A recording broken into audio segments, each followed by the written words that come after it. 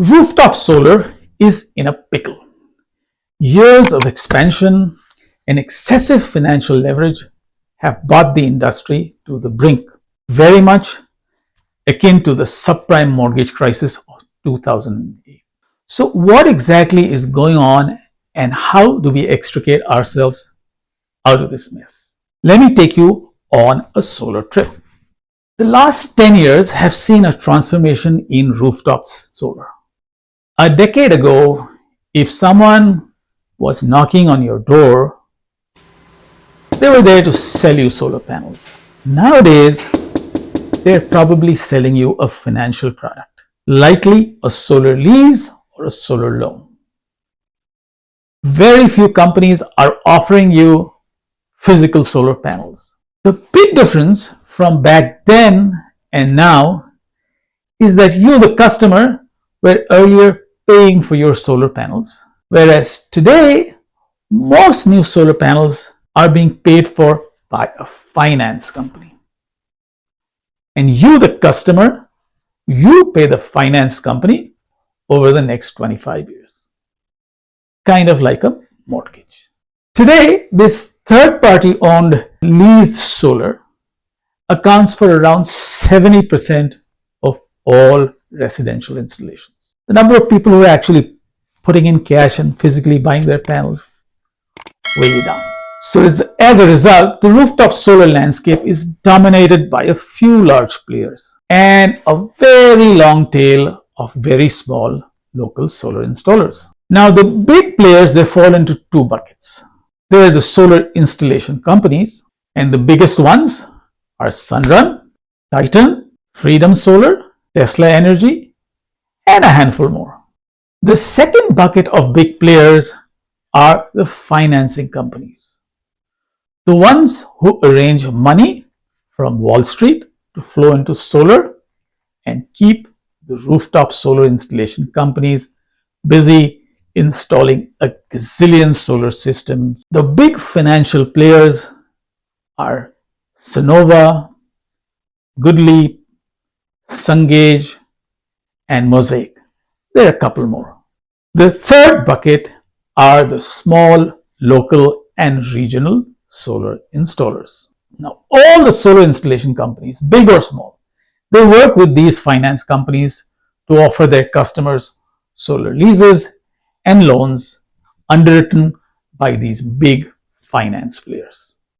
Now, these big finance players have borrowed billions from Wall Street, and now they're under tremendous pressure to show returns for all those big investments. Wall Street does not forgive. As a result, these finance companies are pushing installers to sell and install more and more solar on roofs.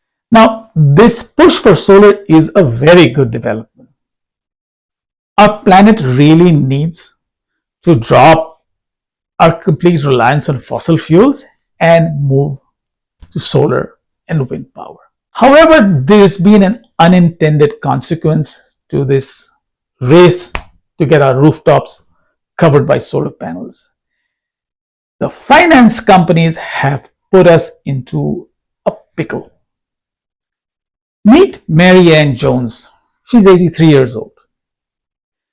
She received a call last year from Goodleap, one of the solar financing companies, and they called her saying that she owed them $52,564 for a solar panel loan that would expire when she turned 106 years. Now, that solar panel system costs more than what she originally paid for her house. Mary was aghast. She was the victim of a pushy solar salesperson pushing what he claimed was a government program affiliated with her utility to give her free solar panels. At one point, he had her touch his tablet and said, "You're just getting into the free solar program." Mary said she was never told she was signing a contract or a loan document with Goodleap. Unbeknownst to Mary, the salesman used a fictitious email as her purported email address. and signed up Mary for a solar system that she just could not afford. Mary is on a fixed income and is now fighting both her local installer and Goodleap in court. Mary is emblematic of a problem facing the industry. A lot of solar rooftop sales have been sold under the guise of free solar slash government utility program to basically unsuspecting seniors and other folks who just can't afford it. And now this is coming back to haunt the industry. In late 2023 alone, more than 100 residential solar dealers and installers in the US declared bankruptcy. That's 6 times the number in the previous 3 years combined. Roth Capital Partners, who did this study, expects at least 100 more to fail this year. The two largest companies in the industry, Sunrun and Sunnova, both posted big losses in their most recent quarterly reports.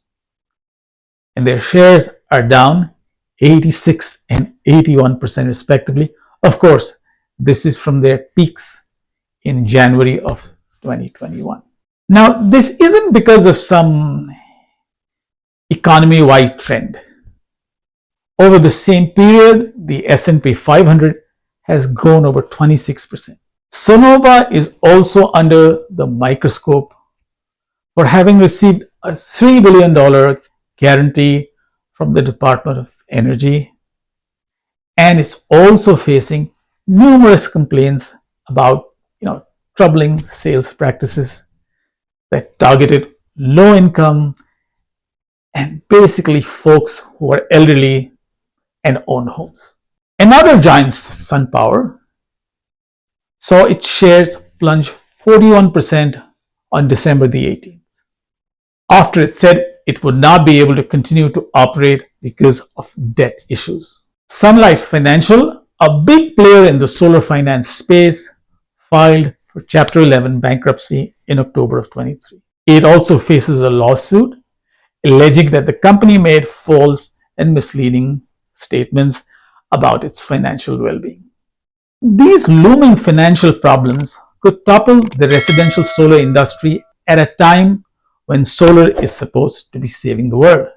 Now, though solar represents just 3.4% of the nation's electricity generation in 2022, studies clearly show that solar could eventually meet residential electricity demand in many states if deployed widely. This would free our American homes from dependency on fossil fuels. A wonderful, wonderful conclusion. Now, to help speed adoption, the Inflation Reduction Act from President Biden extended the 30% tax credit for residential solar and battery installations for a full 10 years. So, where is this train headed? There are clearly some headwinds. After growing 31% in 2021 and 40% in 2022, residential solar is expected to only grow 13% in 2023 and then contract 12% in 2024. Now, in part, that's due to, of course, the higher interest rates that the industry has been having to face these last year and a half. And in addition, recent legislative changes in California that reduce the amount of money that homes can earn from sending power back to the grid has made solar less appealing financially. And this is being picked up by other states that are following California's lead. But all is not gloom and doom. There is a concerted effort industry-wide to clamp down on sleazy sales and the targeting of seniors. There is enough demand to grow the industry without resorting to such bad practices. Today, about 1/3 of the upfront cost of a residential solar system goes to intermediaries like the sales and financing people. In Germany, where installation is done locally and there are far fewer intermediaries, the typical residential solar system costs about 50% less than what it costs in the US. There is no reason why we cannot focus on reducing those fluffy costs. It is possible even today to buy, lease, or finance solar responsibly and not pay those huge costs associated to those high cost intermediaries. There are networks of solar sales professionals doing the right thing, myself included, bringing solar to you at affordable, realistic prices, ensuring you get a good deal and the industry survives. Solar may not be right for you, but for most single-family homeowners, it turns out to be a fabulous investment. Make sure you arm yourself with the solar education that you need and reach out to reputable solar companies and professionals and make the transition to solar a highly profitable one, a journey that you'd love to make. That's it for today, Eco Champions. Don't forget to hit that like and subscribe button. Until the next time, have a great one.